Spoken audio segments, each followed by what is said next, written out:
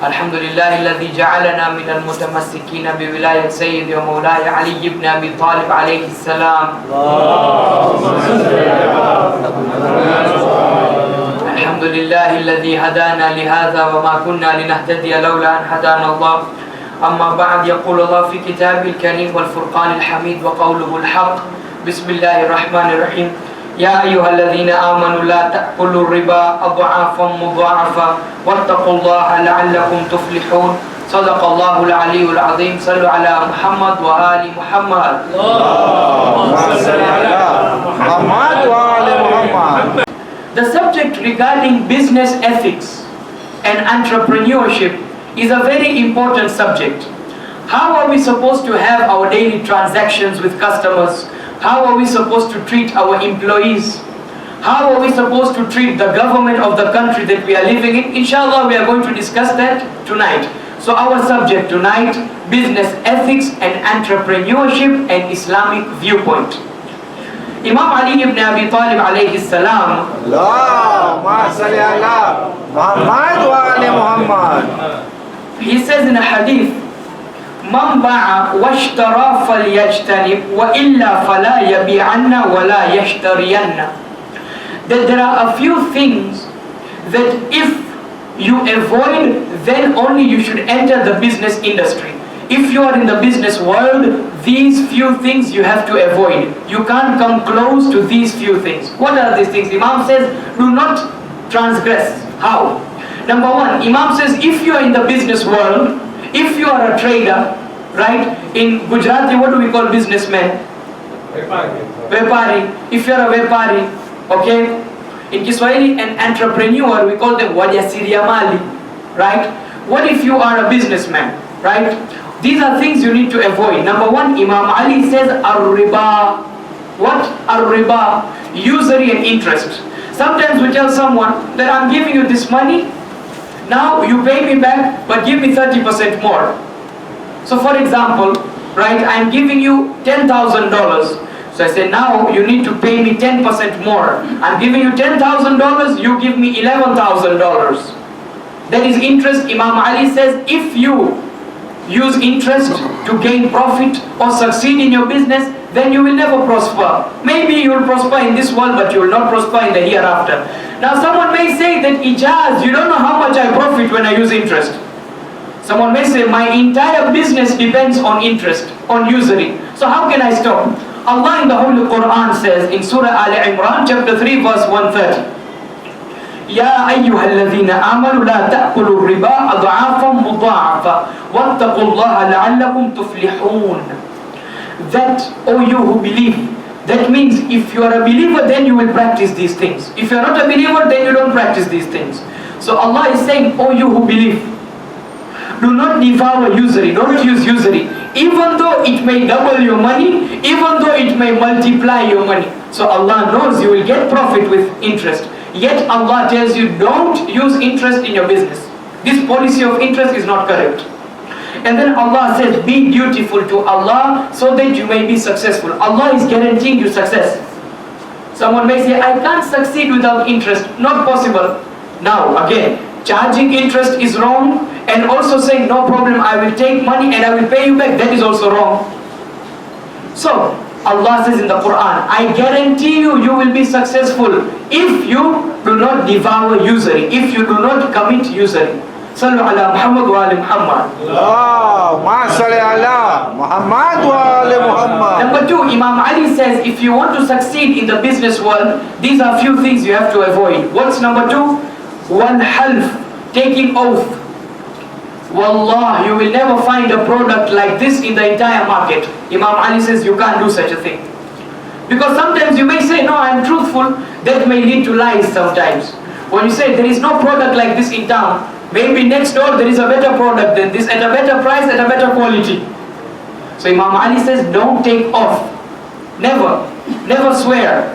Number three, وَكِتْمَانُ الْعَيْبِ, concealing the defects of the goods. If you know your good is of low quality, tell it to your customer. Now someone may say, Ejaz, these are principles of Islam. These are principles of Imam Ali. Why should we follow them in this century? Number one, whenever our Imam says something, they are timeless. Timeless means even today we have to follow them. Even today it is relevant to us. We have to follow it, and until the day of judgment their teachings will remain relevant. Okay? Number two, these are things not only taught by our imams but also taught in universities. These are principles. Professors and PhD holders tell you that when you are selling something, tell the customer the truth. Now, I said I'm addressing three people. Our uncle has already entered. I'd like to take this opportunity to thank Uncle Akbar Pira. For years now, he has been organizing programs here at this center, and we are very thankful to him. Not only is he an amazing human being, but also a great leader as well. So let us recite a loud salawat for Uncle Akbar Pira, please. So our subject, as I said, is business ethics and entrepreneurship. So when you are in the business world, these are a few things you have to avoid. Number one, usury. Number two, taking oath. Wallah, you will never see something like this in your entire life. Number three, don't conceal any defect. If you know there is something wrong with your product, tell your customer. So let me give you an example. If you know the nundu and mishkaki is hard, tell your customer, Baba, you want to buy nundu and mishkaki, but it's hard. You won't enjoy it. Now me, I'm giving you my own personal example. I can eat any nundu or mishkaki. In fact, I love it when it's hard, because I get more, I can chew it more. Now I know it's bad for your health, but that is my taste. I like it that way. But it's better to tell your customer that the nundu and mishkaki is not good. And you say, you will never get a car like this. Suddenly you see the air conditioner is not working. Suddenly you see the person wants to apply brakes, it's not working. So tell your customer, look, I'm selling you this, but these are the defects in the product. Be honest. Say the truth. Number four, وَالْمَرْءُ إِذَا بَاعَ. Praising it wrongly when you are selling something. This is from Imam Ali. Imam Ali is saying, don't praise your product wrongly when you are selling it. Number five, Imam Ali says, وَالذَّمُ إِذَا اشْتَرَى. Now, it's interesting. This is very interesting. When you sell products, Imam is saying, find all the faults you can. But Imam says, when you are buying a product, avoid finding faults. Don't harass a businessman. For you are supposed to find as many faults, but when you are buying something, no, yes, you have to strategize, you have to use your own common sense when you are buying products. But at the end of the day, don't harass someone when you are buying. Sometimes when we enter a shop and we see someone buying a good, so someone, for example, I own a shop and I have someone entering. Sometimes I feel I better have that person leaving rather than him buying something from me. He will ask 100 questions, go on and on, tell me, give me the best price, where did you buy this from? Baba, you want to buy, you don't want to buy? Imam Ali says, stop finding faults when you are purchasing goods. I'll give you an example. And we tend to do this here, especially in Tanzania. We buy something from the market or something from the streets. We bargain and bargain and bargain until that person doesn't even get any profit. Because he has to sell those products, right? So he's going to say, any price, anything you give me, I'll take it. Even though I may not get profit. Rasulullah, he had a principle that whenever I buy something from someone, I make sure that he gets a profit. That would be the Holy Prophet's akhlaq. And we say we are Ummate Rasul. So if you are Ummate Rasul, yes, if the prices are too high, yes, you can bargain. But don't bargain to such an extent that that person doesn't get any profit from you. But when we go to shopping malls, no bargaining there. Huh? When you go to shopping malls, they tell you 2,000 shillings, 2,000 shillings. You don't want to buy, leave. That is the way it is. When it comes to poor people, we bargain. But when we go to shopping malls, no bargaining there. So, let us not be people with hypocrisy. Let us try and be people who help others. Let us not forget the ni'mah of Allah, the blessings of Allah, and share the blessings with others. Sallu ala nabi. Allahumma salli ala Muhammad wa ali Muhammad. Now, what was number one? Usury, ahsant. Number two? Oath. Number three? Truth. Don't falsely praise your product. Number four? Okay, the answer will be your ahsant. And it's not fair because the poor you are telling them little money and the big the same money. Exactly. So sometimes don't bargain that someone loses profit. And also give the defects of your product before selling it. So this is the call of Imam Ali. Now, I talked about business ethics. What about entrepreneurship? Now someone may say, Ejaz, yo neno umepata wapi bwana? Entrepreneurship, this is very difficult. Simply, entrepreneurship means a person who is involved in business. Simple. If you are a businessman, you are an entrepreneur. Clear? Now someone may say, I'm not a businessman, I'm just working in a company. No, but you are the owner of your own life. You own your own personal service corporation. If something happens to your company, it happens to you as well. It affects you and impacts you as well. Now, how to succeed in the world of business? Before I move on to that, someone may say, were our imams entrepreneurs? Does Allah subhanahu wa ta'ala say anything about entrepreneurs? Let me give you the textbook definition of entrepreneurship first. Complex. According to the business dictionary, entrepreneurship is the capacity and willingness to develop, organize and manage a business venture. Simple.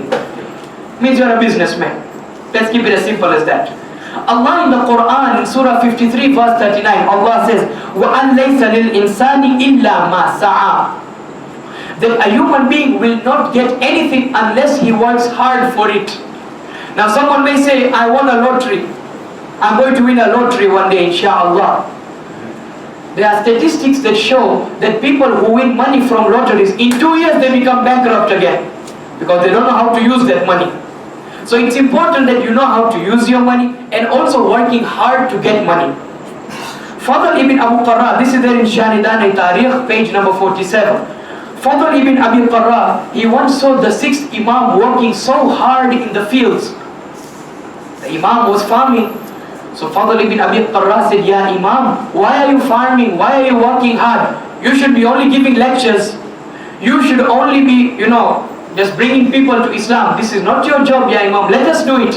The Imam said, no way. O Fadl ibn Qarra, even Imam Ali would cause inconveniences towards himself. Imam Ali would emphasize that you have to work hard in order to succeed. Prophet David, Nabi Dawood, this is there in Tanbih al-Khawatir, volume 1, page 42. One day he passed by a shoemaker. Shoemaker, not an industrialist, no, a shoemaker. Sometimes we shouldn't, take for granted the people of the streets. They may be more knowledgeable than us who have PhDs because they have real life experiences. When they share something with you, it's from their own lives, not from a textbook. So, Prophet Dawood once passed by a shoemaker and said, may Allah bless you, O shoemaker. Why? The shoemaker said, why? He said, why? Because you're working hard in order to earn your livelihood. Not only that, but Allah loves those people who work and eat, not those people who eat and not work. There are some people who find ways, quick schemes to get money. No, Allah loves it when you work hard and get money. I end with these few things. What are the qualities of a good entrepreneur? How can you succeed in the world of business? What do you need to do? How can you say now that I am successful? If you have these few qualities, then call yourself a successful businessman. And inshallah all of you will succeed. Sallu ala nabi. Allahumma salli ala Muhammad wa ali Muhammad. Once again, as I said yesterday, this is the month of Ramadan. We get thirsty very quickly. So therefore, once again, another salawat so I may take a sip of water. Allahumma salli ala Muhammad wa ali Muhammad. Ahsan. You want to succeed in the world of business, whether you are an employee or an employer, whether you're working in an organization or you own an organization. Number one, time management. Imam Musa al-Kadhim says in Tuhaf al-Uqul, pages 409 to 410. The Imam says that try and divide your day into these 4 segments. These are 4 things you need to do in your day. Let's say 6 hours you do this, 6 hours you do this, 6 hours you do this, 6 hours you do this. We like making timetables. The Imam has already made a timetable for us. So the Imam says, number 1, the first segment, it doesn't necessarily need to be 6 hours, but understand that you need to divide your day into these 4 segments. You choose. Number 1, meditation to God. Remember Allah. Now remembering Allah doesn't only mean salah.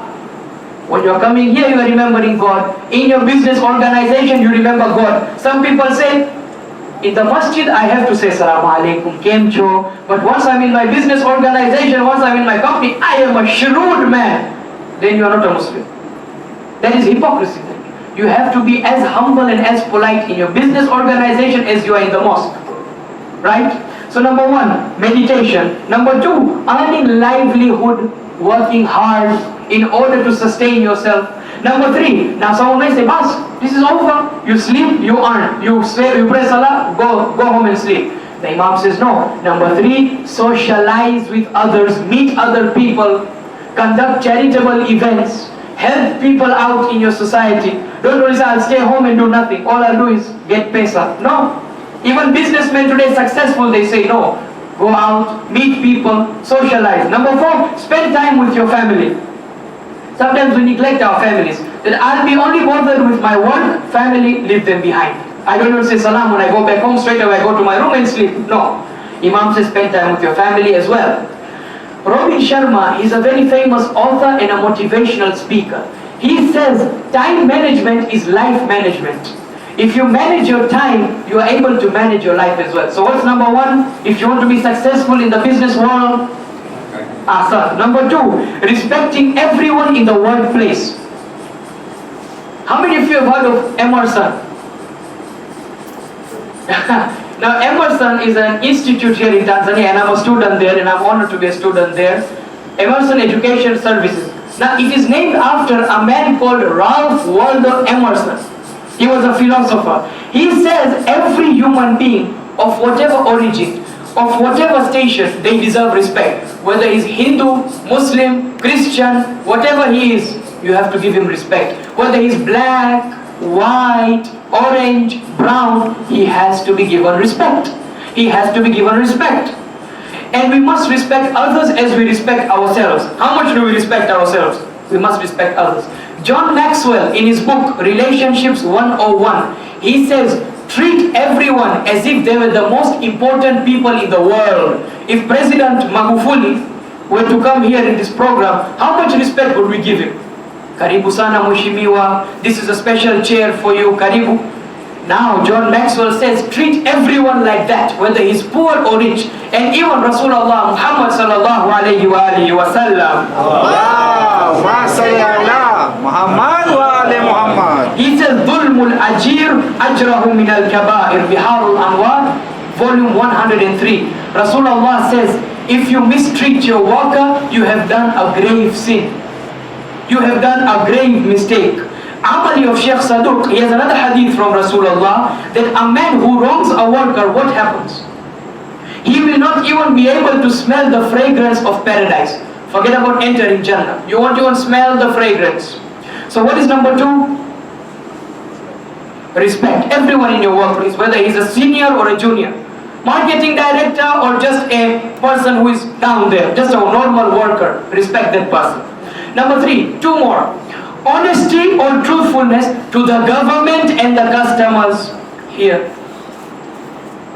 Now, someone may say, Ejaz, I don't do taqleed of Agha Sistani, I do taqleed of Agha Khamenei. I don't do taqleed of Agha Khamenei, I do taqleed of Agha Makarim Shirazi. People have differences of opinion, bomba, no problem. Now, my thing is, I'm quoting from a majority of the jurists. Majority of our ulamas, our scholars, our jurists, they say, someone asks a question, that can a Muslim evade paying taxes in a non-Muslim government? So let's say right now we have a non-Muslim government, I am a Muslim, can I say I don't want to pay taxes, I don't give receipts? Can I do that? The answer came from these ayatullahs, not me, don't quote me, this is from ayatullah, these are from Agha Sistani, Agha Khamenei, majority of our jurists. They say according to the contemporary jurists, Muslims have to abide by the laws of the country, therefore it is not permissible to evade paying taxes. You have to pay your taxes. You may give your reasons, government does this, The jurists have already given their opinions and they have their own understanding. And you have to treat your customers as well fairly. Treat them with honesty. There's a story from the book Islamic Business Ethics by Sayyid Muhammad Rizvi. That once there was an old lady crying in the market, crying. Imam Ali passed by, and you know when Imam Ali sees someone crying, Imam Ali is the first one to stand up for justice. So So Imam Ali goes and says, what's going on? So the lady said, I paid 1 dinar to this man who is selling dates. Dates, what do you call them?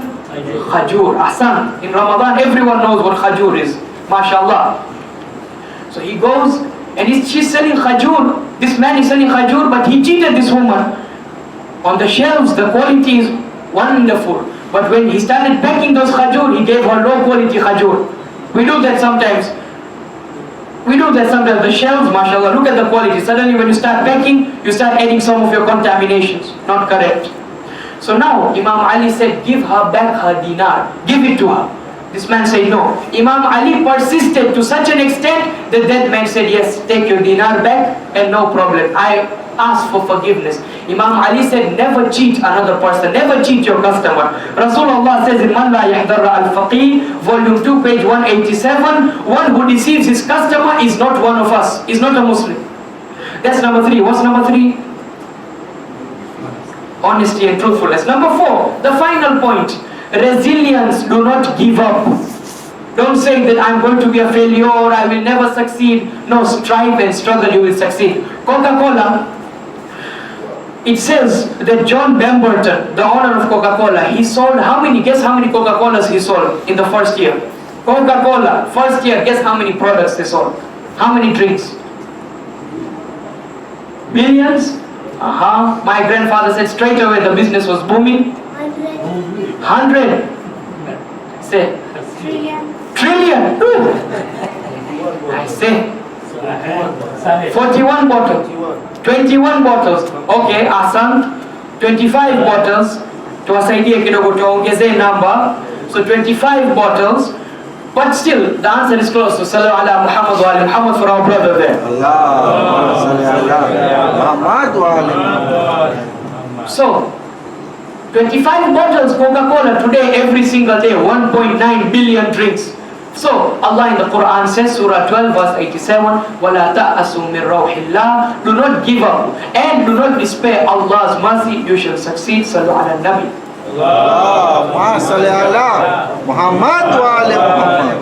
Just one point in Masa'ib and I end. Imam al-Hussein always stood for justice, always stood for truth, always stood for love, undoubtedly. Imam Hussein, as soon as he was about to go towards the battlefield, Zul-Jana stopped. Imam Hussein looked towards Zul-Jana and said, oh Zul-Jana, why have you stopped? Do not worry, this is your final battle. Zul-Jana could not talk. Zul-Jana was unable to talk. Hence Zul-Jana looked towards the ground. Suddenly Imam Hussein sees Bibi Sakina. Imam Hussein sees the holy lady Ruqayya holding Zul-Jana and saying, oh my father, do not go. Abbas, my uncle left and he did not return. My brother Ali Akbar went and he did not return. My father, do not go. Imam Hussein took Bibi Sakina and says that I'm going to make you sleep on my chest, but this is the final time you will sleep on my chest. And tonight you will have to go and sleep with Rabab. Then Bibi Sakina says, where is my brother Ali al-Asghar? Imam Hussein says, Asghar will sleep with me tonight and you will go and sleep with Rabab. Normally Bibi Rabab would have Ali al-Asghar and Imam Hussein would have Bibi Sakina, but tonight it's going to be the other way around.